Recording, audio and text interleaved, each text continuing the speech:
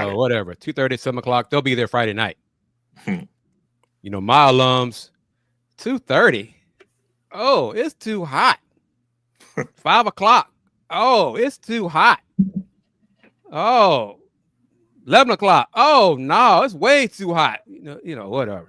Yeah. Oh, we're playing Texas. Okay, I'll be there. Whatever. Yeah. And joining us is Kim Davis. How you doing, sis?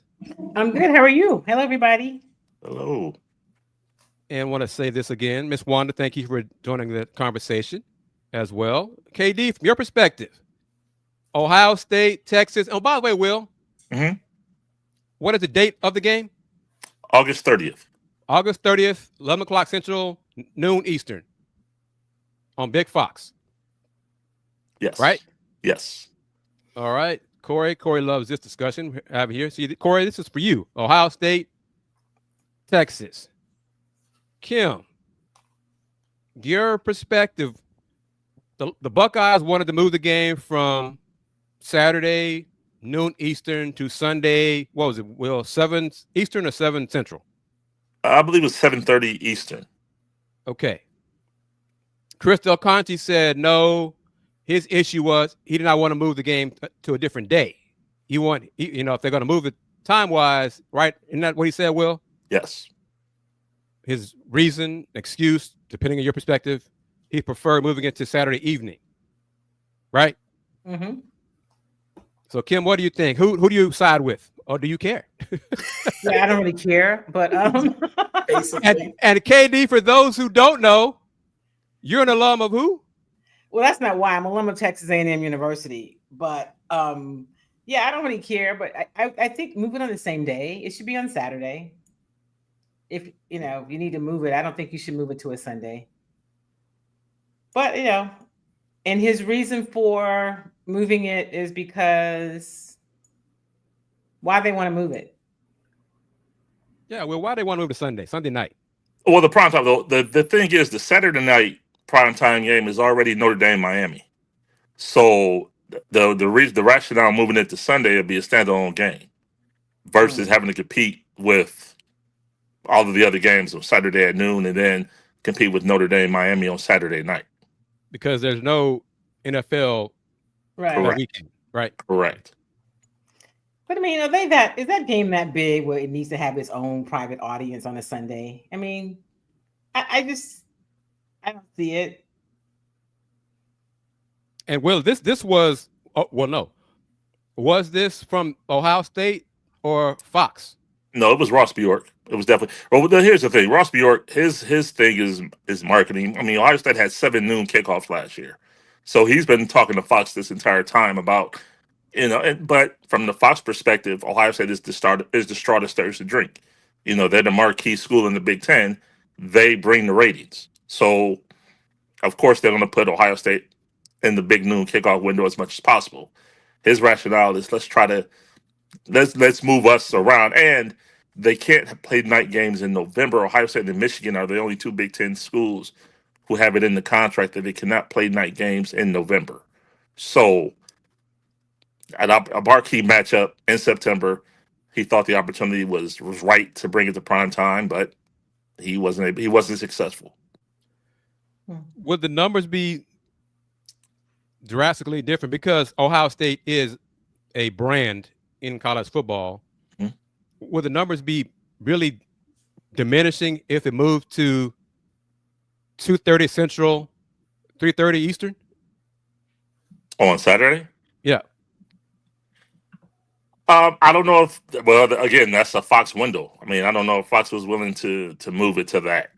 And I don't know. That window, that 2:30 window, is South Dakota, Iowa State on Fox. Mm. Well, that's not a tough decision for me. If I'm Fox, Right. I want Texas Ohio State at 2:30. Yeah, absolutely. Yeah, they want Ohio State at noon. That's their window. Ohio State, they want Joe Klatt and Gus Johnson at the shoe at noon. So yeah, But so more and more so Buckeyes supporters. the other games in that early window: Florida Atlantic at Maryland, mhm. Ball State at Purdue, Northwestern at Tulane, Duquesne at Pitt, VMI at Navy, Merrimack at Kent State. Yep. That's why they don't want to put Ohio State on any other window outside of the big noon kickoff. Right. I mean, I could understand it, but the matchup, I mean, it's two, like Corey says here, it's two of the biggest brands in football, college football. Mhm. I don't think it'd make a difference if it was at noon or 2:30 or 5 o'clock. Right. Folks are going to watch that game. Yeah. And to the Texas played at Michigan Stadium last year, and it was a big noon kickoff. So there's that. But, well, correct me if I'm wrong, Mhm. a lot of Buckeye fans, supporters, alums, friends of the program Mhm. have grown tired of noon kickoffs, at least so Absolutely. many noon kickoffs, right? That absolutely correct.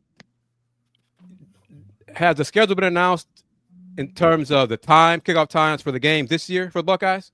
The first four. Yeah. And how many of those are noon kickoffs? So far, two. There's Okay, well, here's the two. thing. So here's the thing. Yeah. It's Texas at noon, big noon kickoff.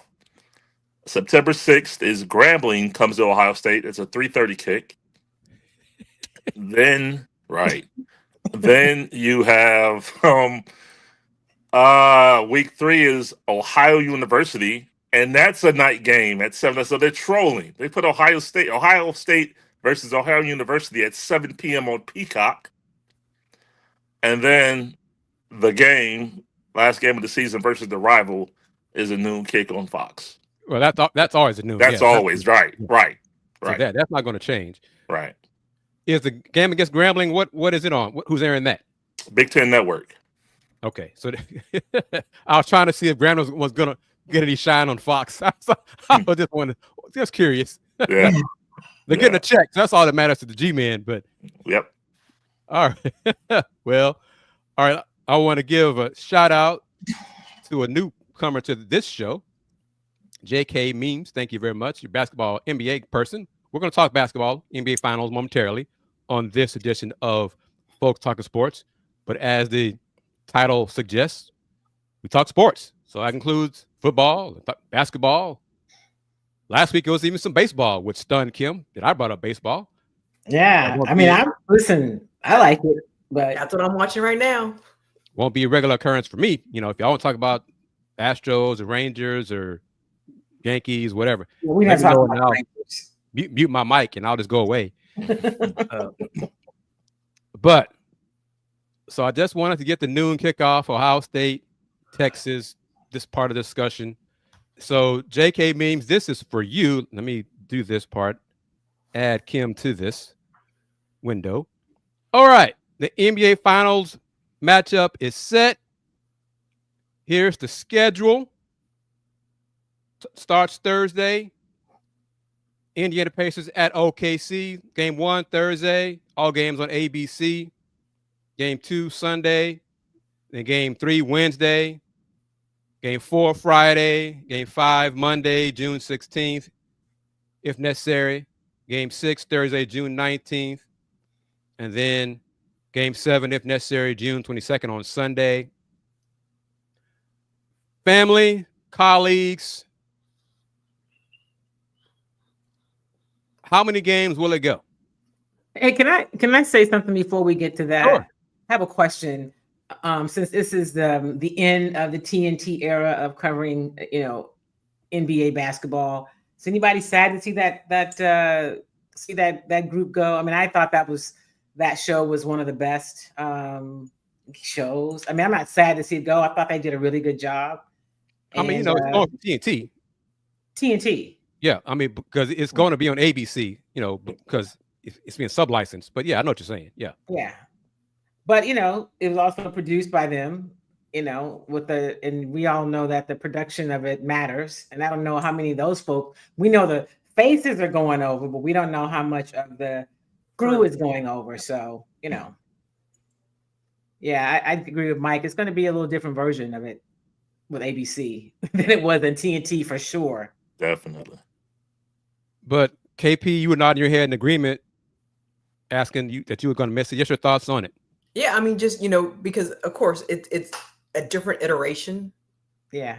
As Kim said, yes, the same faces, but knowing that the parent company is Disney, some of the liberties Right. that they took on TNT may not fly when Disney's your parent company. Right. That's why it got 7-second delays.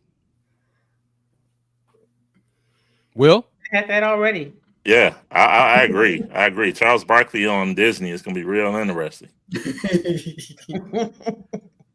But I didn't watch it. I barely watched it. I hardly watched it. Because I watch it when I watch the games. And I'm the opposite. I watched the game if I was at home. Either I was at a game, pro or college. So by the time I got home, I wasn't messing with them. So I didn't miss it at all. I watched a handful of times over, 25 years, whatever it is. So whatever, go to ABC. I won't watch it there. Are you going to watch Michael Jordan on NBC? Now you know.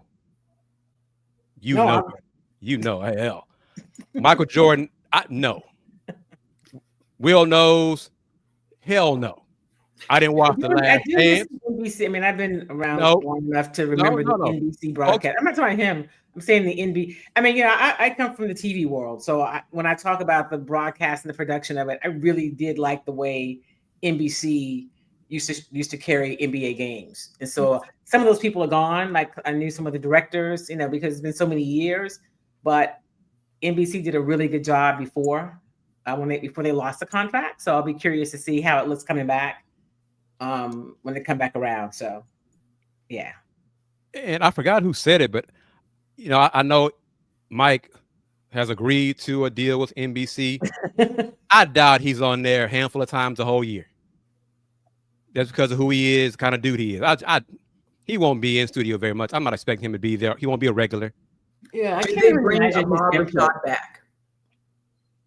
Ahmad Rashad, that's a name I haven't seen in a while. Yeah. Mentioned at all in terms of people they're talking to for coverage of the games. Will, what say you, brother?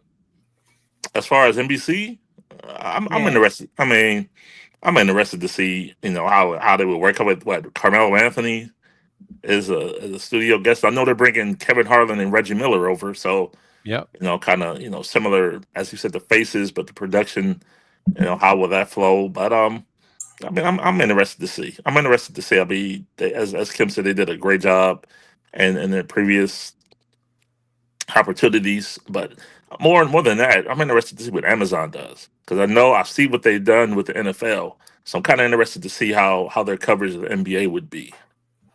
I don't like Amazon as an option because the broadcasts don't look good to me. They're not clean. Yep. And so I don't watch a lot of Thursday night football because I kind of hate the Amazon broadcast. Not from their talent, but just the stream isn't clean, and I don't want to watch that.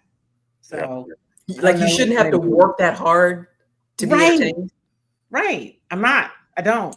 So, Mike Padden gives us the names of the crew here. That's going to be on Amazon. Taylor Rooks, Dirk Nowitzki, Steve Nash, Blake Griffin.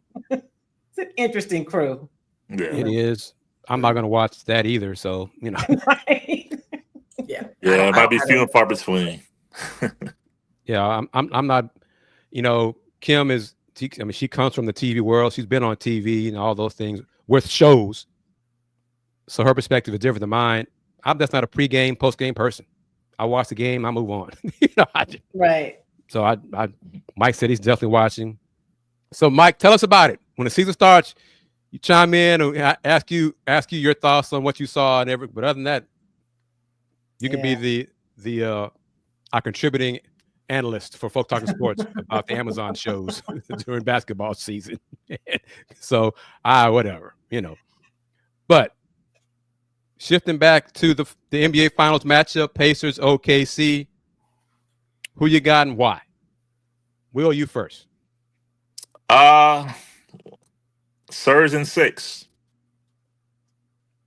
Say that again. Who? Pacers and 6. Oh. Wow. Wow. Pacers in 6. I And know. why do you say that, sir? Because I know everybody else is going to pick OKC. So you just want to be different, or there's reasons behind? No, rationale no, no. I behind it? really do. I really think. I mean, Indiana from round one. How they dispatched Milwaukee. Saw firsthand what they did to Cleveland. What they just did to the Knicks. I think, and what's being undersold here is Rick Carlisle. Rick Carlisle's a championship coach, Right? so he's Yes, he done is. this. He has. So yeah, I think that aspect isn't being played up enough. So I just think Indiana in 6. I think they. I mean, it's going to be a great series. Don't get me wrong. I hope so. OKC's not going to roll over, but I'm picking Indiana. Kim? So I'm picking OKC. I hope it is a good series, just so we get to see some good basketball. But I just think that what OKC has, especially what they do defensively, I think the pace that the Pacers play with is not going to be an issue for them. I mean, they can run with them. I think the defense is going to be a challenge for the Pacers, and I like that team. They went probably further than some people thought they should have with Denver, but they kind of got back to themselves in that Minnesota series, and you see what they have. SGA is a real deal, and then you get Chet. I mean, they've got a lot of weapons, and so does Indiana. I mean, I thought the Indiana, obviously won the series with the Knicks. I think the Knicks did some things to shoot themselves in the foot, and maybe they just, from a talent perspective, didn't have enough, or clearly Thibodeau didn't want to use enough. You know what I mean, in terms of going to his bench. And but yeah, I'm gonna go with OKC. Kenitra? I think OKC is going to win. I want the Pacers to win. Why? Either? Both answers. Both statements. I like the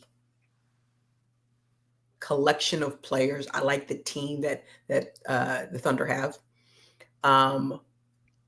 But I want the Pacers to win because of Miles Turner.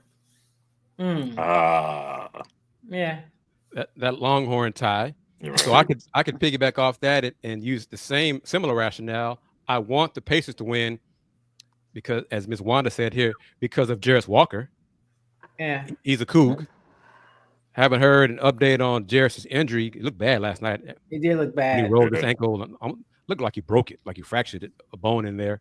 But also picked the Pacers because they're from the Eastern Conference. I ride with the East. I'm a Detroit Pistons fan, ride or die. Been that way for 30. Oh, no. What is it now? 86, 39 years. So that's not going to change. I think turnovers, either way, game to game, whichever team wins the turnover battle will win the series. Yeah. OKC thrives on it. The Pacers do too. The Pacers have gotten this far because their defense got better. And they started scoring off the turnovers that they forced. Yeah, they were playing with pace, but for a while early in the season, all they were doing was outscoring folks.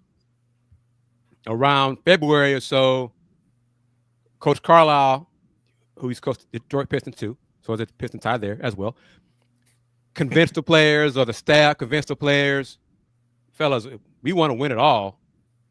We got to play defense. We got to get after. We got to pressure the ball 90 feet. So they started doing that, buying into it. And you can force your opponent into turnovers.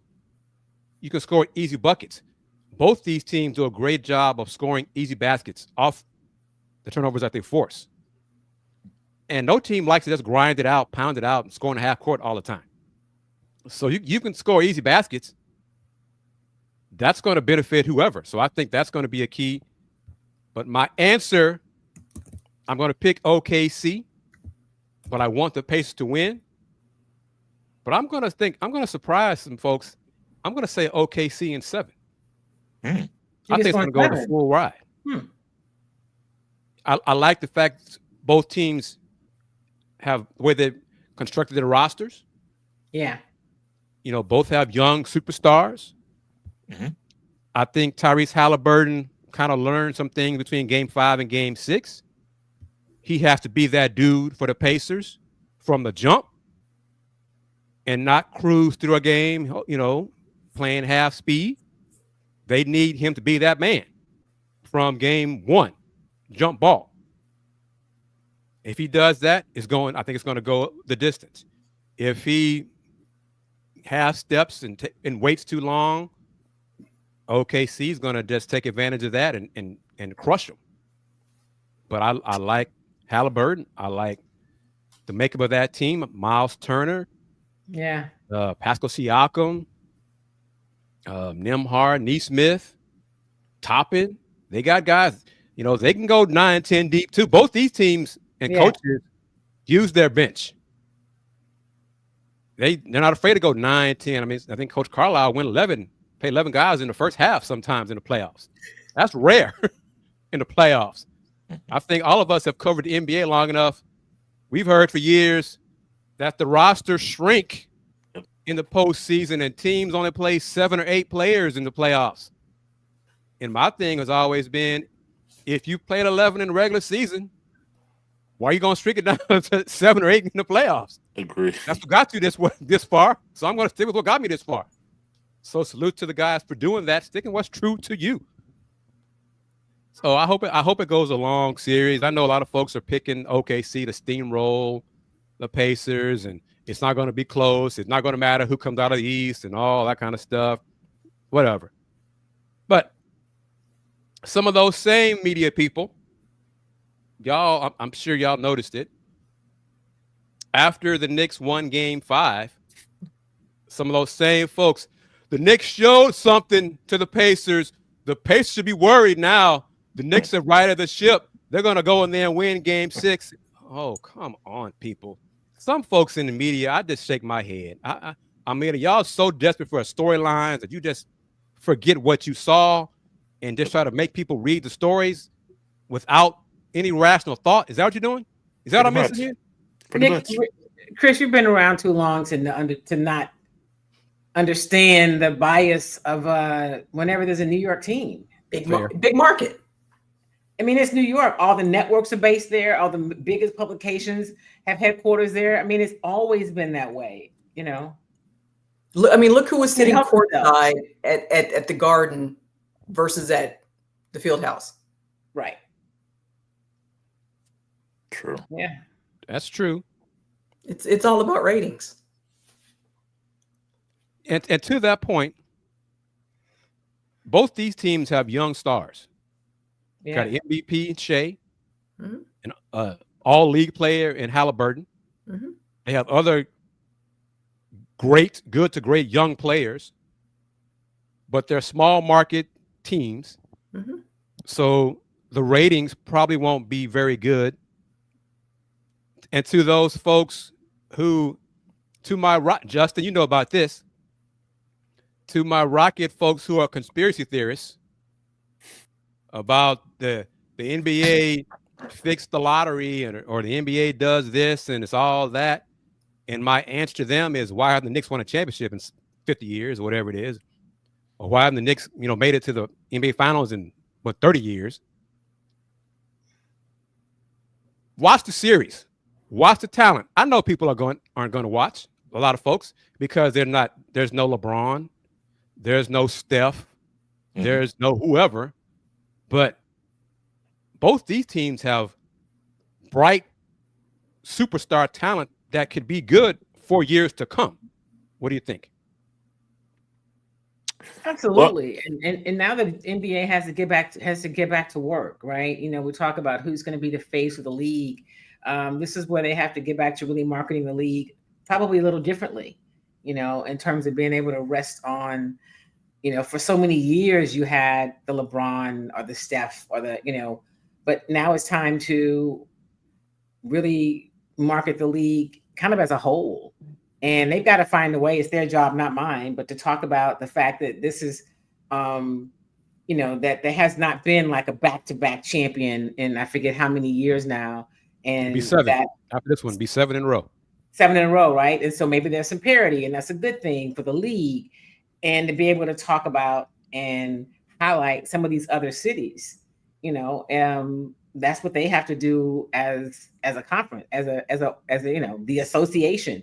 They've got to do that because there's good basketball in other places, and you just can't hope for it to be a LA team and a New York team all the time to be able to give you ratings. You got to have a product, and you got to know how to talk about your product.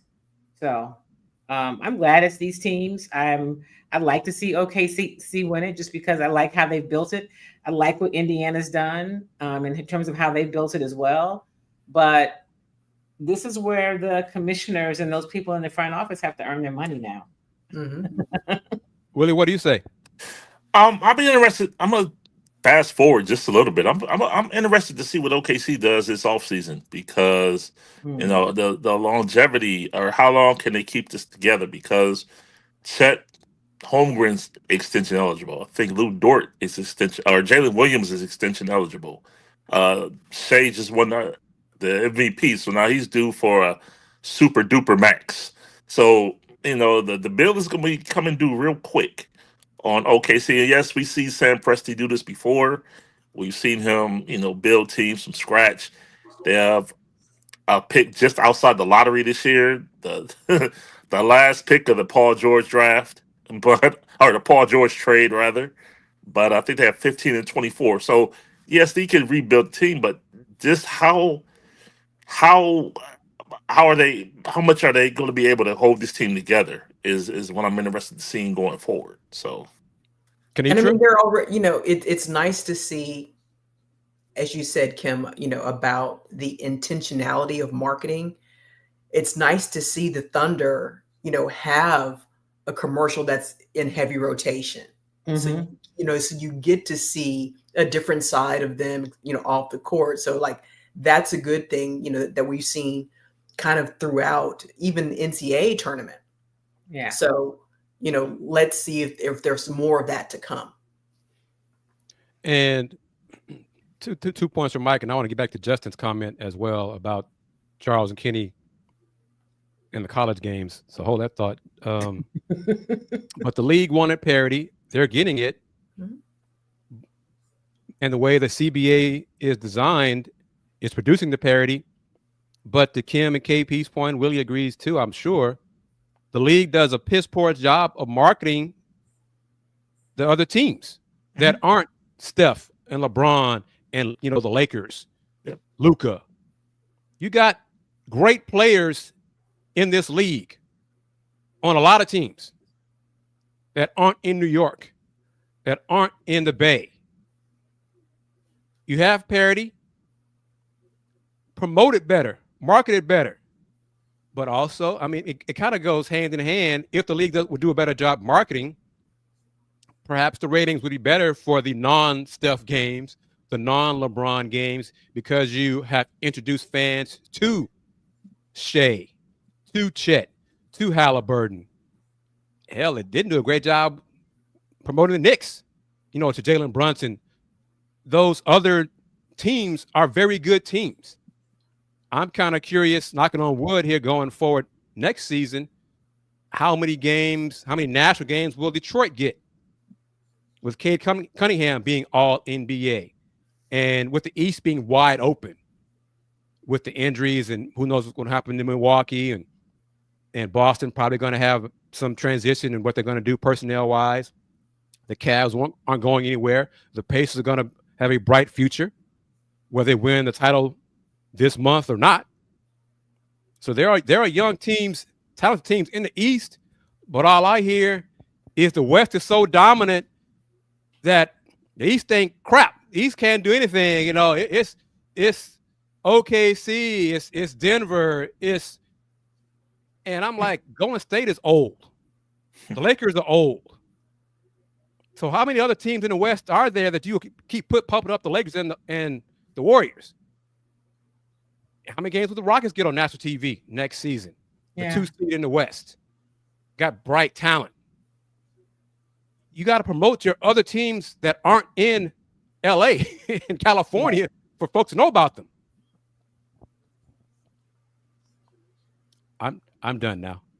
Anyone want to chime in? Hey, how'd you think your guy Bickerstaff did on some? You don't watch the analyst stuff, right? Did you see him at all? Okay. I glanced at it, and that's all I forgot about it, honestly. That he was doing this. I don't know how he did. Okay. I thought you Your did a good opinion? job. What you I think? don't know why I'm asking you. I just remember you don't like to watch any of those things. But since you're a Detroit fan, I wondered what you thought about how he how he handled that role. What's your thought on how he did? I think he did a good job. Mike Yeah. Malone, who's better, JB or Mike Malone? Mm, different. Maybe JB. Okay, and of course, I know JB since his time with the Rockets too. So, Right. so Exactly. yeah, Covering him. it's good. And Mike says, see, this is the thing. The East is still the JV, but the NBA marketing capital is in New York. Mhm. So if the East is still the JV, aren't the Knicks in the East? So make it make sense to me. If you got the marquee team, or one of them is in New York, then why is everyone talking about the West is this, the West is that? 7 different teams are going to win the championship the last 7 years. Has been a back-to-back team. The Warriors. I love that an ESPN article wrote that OKC could be the next dynasty in the NBA, and the similarity between them and the Warriors on some Mhm. of the stuff was really kind of eerie. How some of the Yeah, things I saw were that. similarity-wise, but injuries happen in sports. Mhm. Wemby is healthy. He ain't going anywhere. Okay, so you got to deal with him. The Rockets make the right moves, might have to deal with the Rockets. If Minnesota figures a way out to improve and give Ant some help, they're not going anywhere. So I enjoy salute. Oh, and they got, as Mike put it, I love how he put it too. They got 50-11 picks for the next 20 years. Right. So they have ways to improve the roster, but it's going to be difficult for them to maintain the roster salary wise because of the aprons and all those things. So it's going to be difficult for a team to build a dynasty, Yep. to win 3 titles in back to back first, and then 3 and 5 years, or 4 and 6 years, or the Spurs doing it 5 and 10 years, whatever, things like that. So it's going to be difficult, but this is what the NBA wanted. They wanted parity, so they got it. CA37 asked this question: is Sam Presti the best GM in the league? If That's a he's great not, question. it's it's a short list. If he's not, And who else because could he's it done be? it for so long, right? He's been able to do it for so long and to build from, you know, obviously he's done some things with free agents, but build from the draft. I mean, I think he's off the top of my head, I'm gonna say yes. Yeah. I think Tim Connelly, Minnesota, has a chance to. But Yeah. Presti's got so many draft picks and accumulated so much talent, and they're young talent. Even though Shea's been in the league 7 seasons now, he's still a youngster, chronologically. They got a bright future. Looking forward to them and see what they're going to do. And if they do win the title, how will they respond Right. next season? Because some teams, not every team handles success well. Some teams get jealous. Some teams get petty. I want more shine. Somebody's external factors start creeping into the ears. You need to be giving more minutes to him, man. Or you Got need to to be watch getting that. more touches than him. Got to watch that uncle. Yeah, Right. all that Oh, kind of that's stuff. not though. And And think about it, he's done it in OKC, which is not some great market that people are just dying to go live in Oklahoma City. oh, true.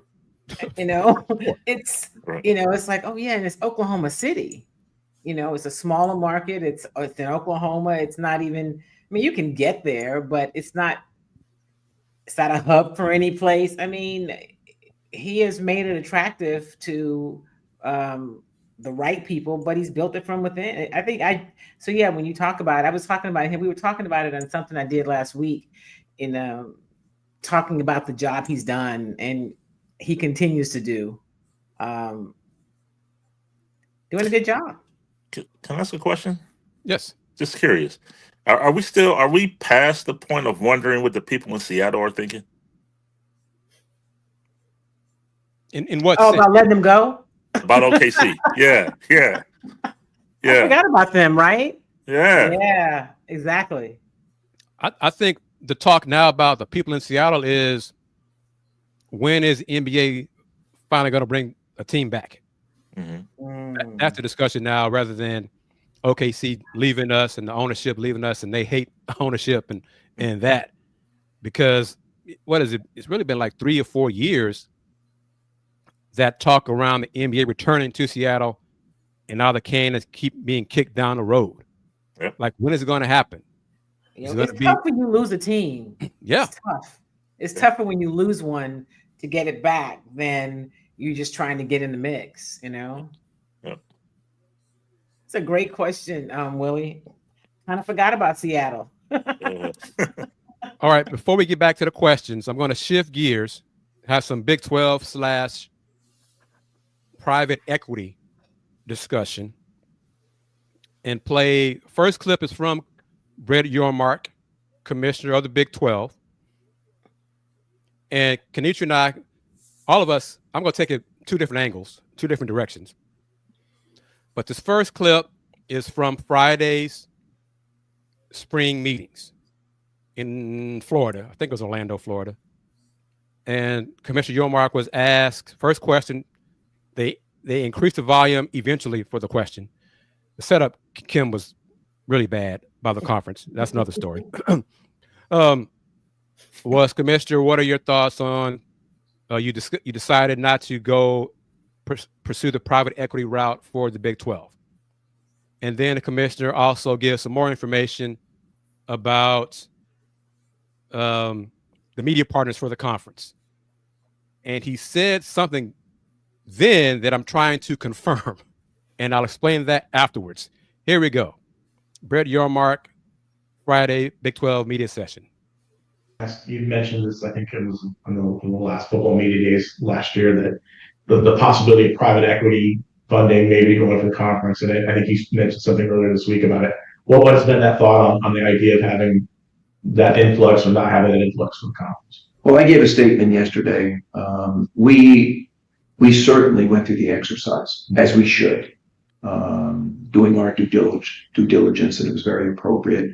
At this point in time, we're putting it on pause. We understand what's out there at the capital markets. We know it very well. Our model was, though, very different. It was more of a bespoke model, custom tailored to the potential needs of the conference, getting some strategic expertise and areas to grow the conference, but at the same time, potentially having a capital resource. But at this point in time, we decided to press pause. There's a lot of things going on, as we all know, in the industry that we need to focus on. What is ESPN and Fox going to do to increase visibility and marquee television windows with this new 6-year media rights? What changes in terms of the inventory and window? Great question. We have great media partners, obviously with ESPN and Fox, and then they've sub-licensed some of our content to TNT, CBS, and NBC. So really in our family now, we have 5 of the biggest distribution partners that exist in collegiate sports. Which gives us an advantage to elevate and amplify our brand, to do more storytelling. When you think about the windows and being on broadcast television, because right now that's the widest reaching platform to be on. In our first 3 weeks, 11 of the games from Fox, 9 are on Big Fox. We're also featured on ESPN1 quite a bit in those first 3 weeks. So I'm very confident that our TV partners will continue to put us in the right TV windows. So we can elevate and amplify what we do and tell the great stories around our student athletes and our conference. That being said, you've seen that we're moving a couple of games more so than we have in the past to Friday nights because there's clear air there. Got a couple of games on Thursday nights, and we will continue to work with the board and the ADs on whether there are other windows that we can exploit with our TV partners. They're not disruptive to our campuses, but enhance, the viewership opportunities for our schools.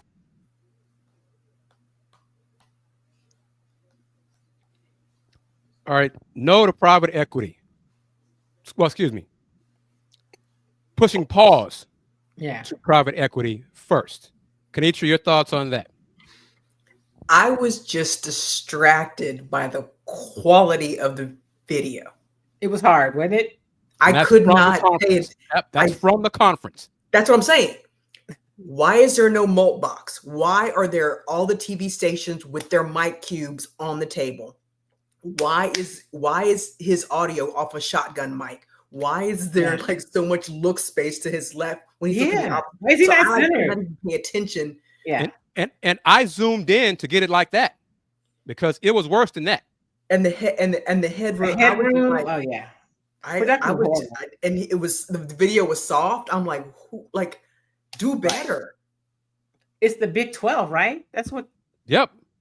Yeah, and so even if you conference, like who's in your communications department? Like, could you not have a centralized camera? You knew it is your conference spring meetings. Have a camera front and center, and then let everyone else stand out around. Like,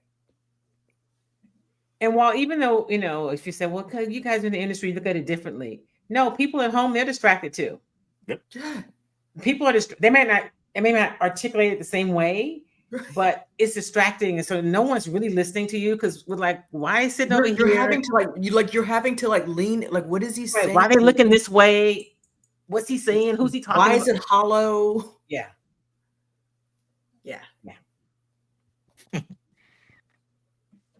All legit, but no private equity.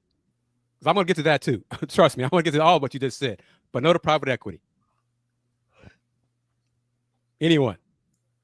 Pick your battles. Yeah. Like there are things like they're still waiting on what this house settlement's going to look like. So it's kind of hard to make conference decisions when you're just like, you're trying to tread water right now. You can't like move forward till you know what it is going to be. And you don't know. Or when. This settlement was supposed to happen in April. Right. It's now June. If the judge did like some things, asked him to grandfather in the roster cut players who are getting cut, and send it back to the lawyers, and they took them a while to make their changes, and they send it back to the judge, and so we're waiting on the judge to make her final ruling on it. But the commissioner said, and I went back and did this because, and I'll put up the slide as well in a second. But Kim and KD are right on point with what we saw there from the conference. And Kanitra said it. I said it. I've said it many times. Do better, Big 12. You got to do better. It didn't start on time. They were like 45 minutes late first. And then you see what they gave us. That was Friday. Wednesday session with Coach Sampson and Coach Self and the two coaches from women's basketball and Coach Thornton was worse. You couldn't hear the questions asked at all. It's just supposedly being a power conference. They don't look like it. They don't act like it. In terms of like your conference basketball tournament, you have a moderator. Mm-hmm. You also have mic holders. Mm-hmm. Raise your hand. They pass the mic, identify yourself and your outlet, ask your question. So you can hear the question clearly. Who is it directed to? They can respond. Like, why is the spring meeting less quality, like poorer quality than you have at your conference basketball tournament? Yep, that was from a Zoom. And they finally sent the Zoom to the media late in the evening. And it goes to one of my big gripes with the conference is how they don't do a great job with the technology that they do have. They don't have a linear network. We all know that. So they don't have a Big Ten network. They don't have the SEC network. They don't have the ACC network. But they do have a YouTube channel. They do have a FAST channel on platforms like Roku.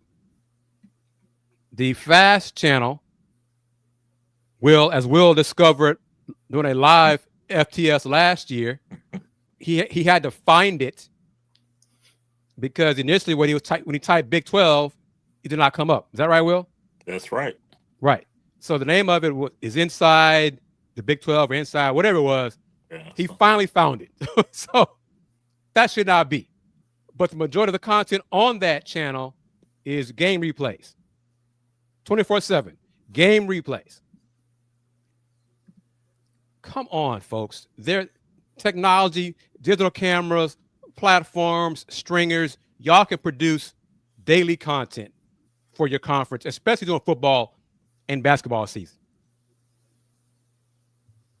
They should have had someone with a handheld camera there in Orlando at the meetings, recording it, putting it on their FAST channel, putting it on their YouTube channel.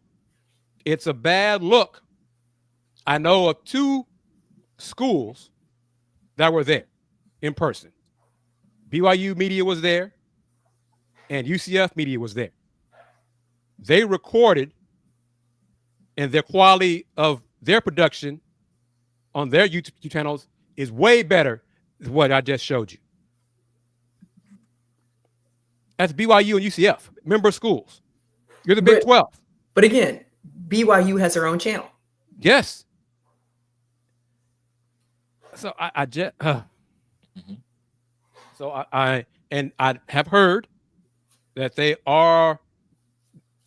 that the league knows that they need to provide more content, and it is being discussed to provide more content. Hopefully, they've kind of kicked the can on that one too, because it's been at least a month.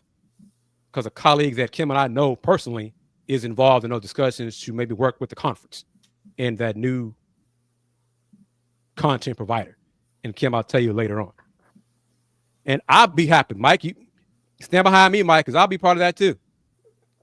Hire me to be part of this channel.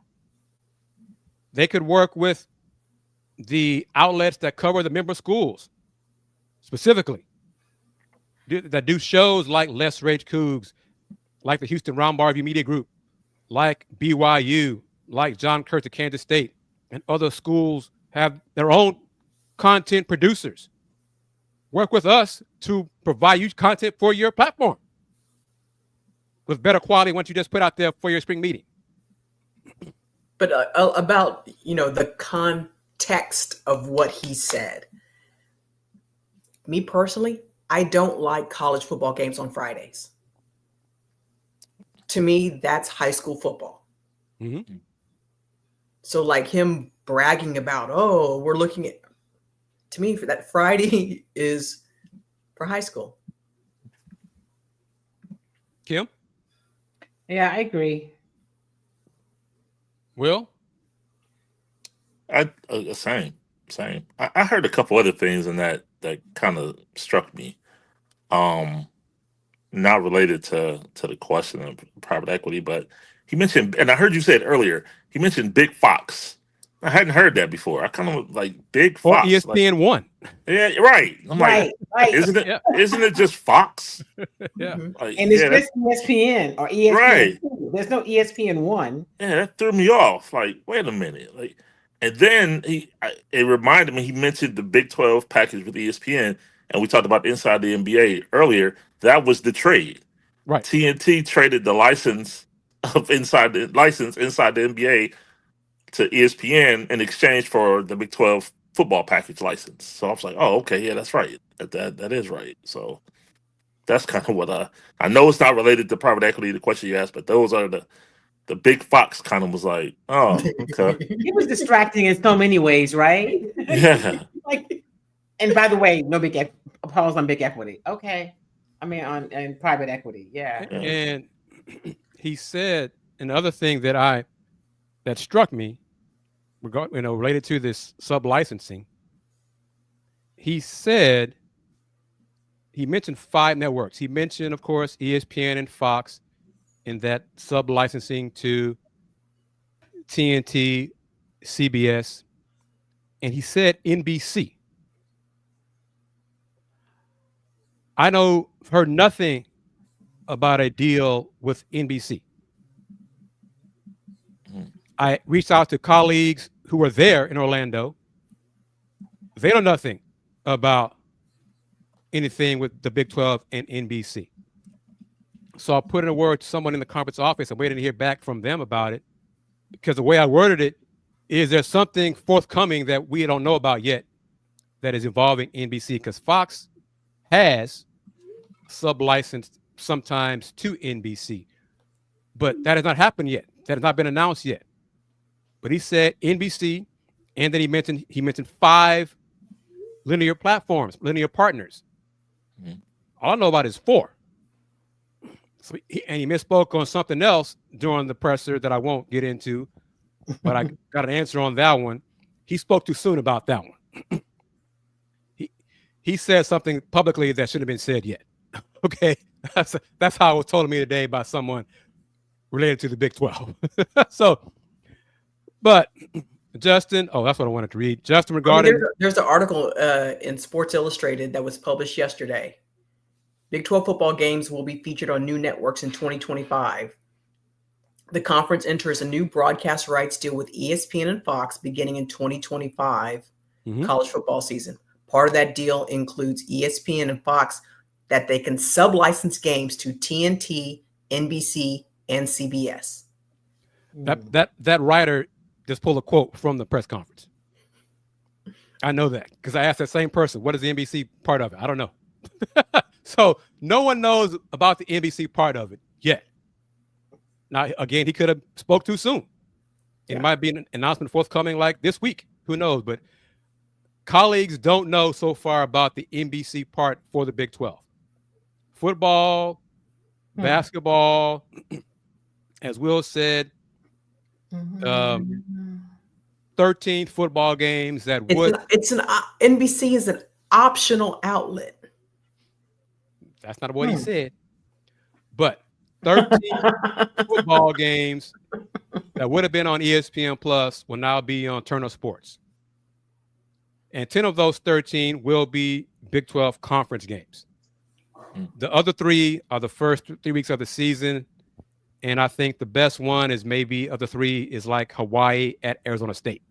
The other 2 are like Arizona State at Texas State.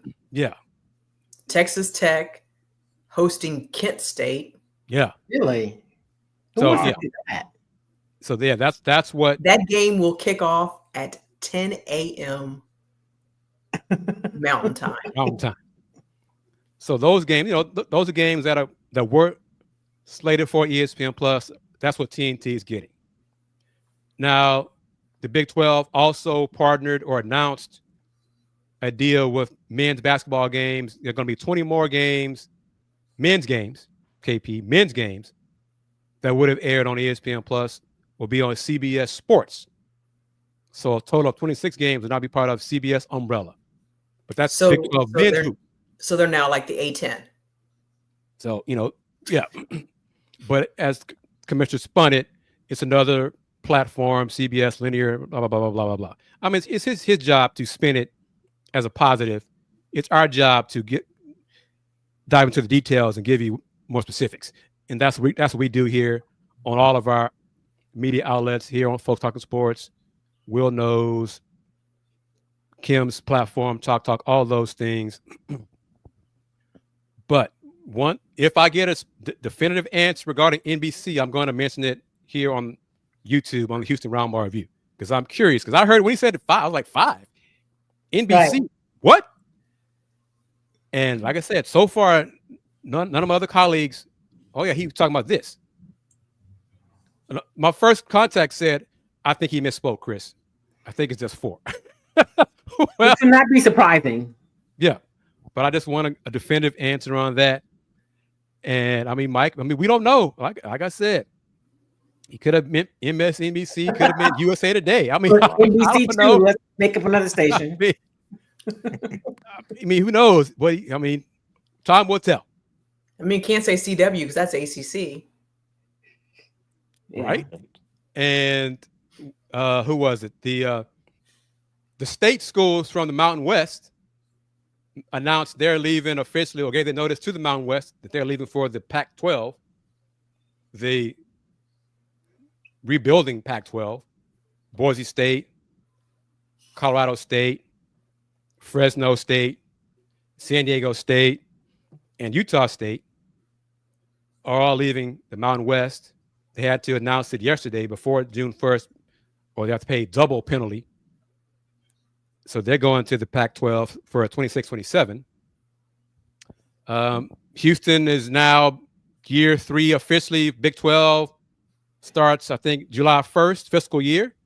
So the Cougs will start earning a full share from Big 12 revenue, as opposed to the $19 million they got these first 2 years in the Big 12. So that's a needed boost for them and other new members. The BYU, UCF, Cincinnati, and Houston, because the other schools that came from the Pac-12 got a full share automatically when their first year in. All this info is what we provide here on Folks Talking Sports, FTS. Thank you very much. I'm going to ask you again, Kim, let me know when you're going to be on Channel 11, and if you're going to be recording one Sunday and you can't make it here on I think I'm FTS. doing something next week with them. Okay. I'm pretty sure I don't know if that's about the book or if it's about, I don't know if I sent it to you. We're doing an event in June about the Althea Gibson documentary. Zena's kind of spearheading. So we have a panel and we're going to have a discussion about it. We're doing some stuff from McGregor Park. It'll be Zena, Shanda Rubin's going to come in, myself, Kamal, who was the coach of Sloane Stephens when she won the U.S. Open. Mm-hmm. And he's coached some other people too. So we're going to have that conversation. And I think we're talking about it on 11 next week. So probably not next week. I'm glad you said that. Oh, sure. And okay. Well, since you said that, doing something on Channel 2. We're going to wrap it up. And if you have anything more to add, I'm going to just give you the big screen. And the floor is yours. So listen, my book officially launches on June the 9th on Amazon. I'm having my first book signing in Houston on June the 17th. So if you're around, if you're in Houston, I'm going to be posting stuff on my socials. I'll also share it with Chris so he can post it. And I'd love to see it come out, hang out with us. It'll be fun, and pick up the book. But I'll be covering OTAs this week, more with the Texans on Tuesday. So follow along. I'll talk about that. And get ready to cover these NBA finals. And of course, Chris, now that you're a baseball fan, we'll be talking baseball too. Brother Gibson. Yes, sir. The floor is yours. Thank you as always. You can find me on social media. The crawl is there. Will Gibson 7. Will Knows on Will Gibson 7 on X. Will Knows on Facebook, and Will Know Sports on Instagram. I know we talked last week about OTAs. I was in Cleveland on this past Wednesday. OTAs are also this coming Wednesday, open to the media for the Browns. The Shador Sanders watch is on and popping, as they say, and we'll see from there. We'll see what happens. Mandatory minicamp is this weekend, and then get ready for training camp late July. KP. Hey, if you want to talk college sports other than basketball or football, more like Women's College World Series or NCAA baseball tournament, I'm here for it. I mean, Oklahoma, even though it's small market and it's flyover country, Midwest, Oklahoma City has kind of been the hot spot, for sports this summer, with the Women's College World Series and, the run to the NBA Finals for the Thunder. So say what you will or may about small markets, Oklahoma City, getting it done.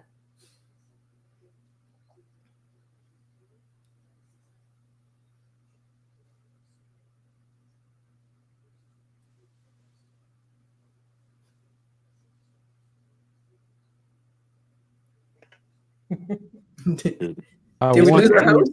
I want to talk about Elijah Kennedy. Yeah. I can't figure out what happened to my people, my group discussion window. Well, whatever. But Texas Tech, return on investment, well spent. She got them in the semifinals of the College World Series.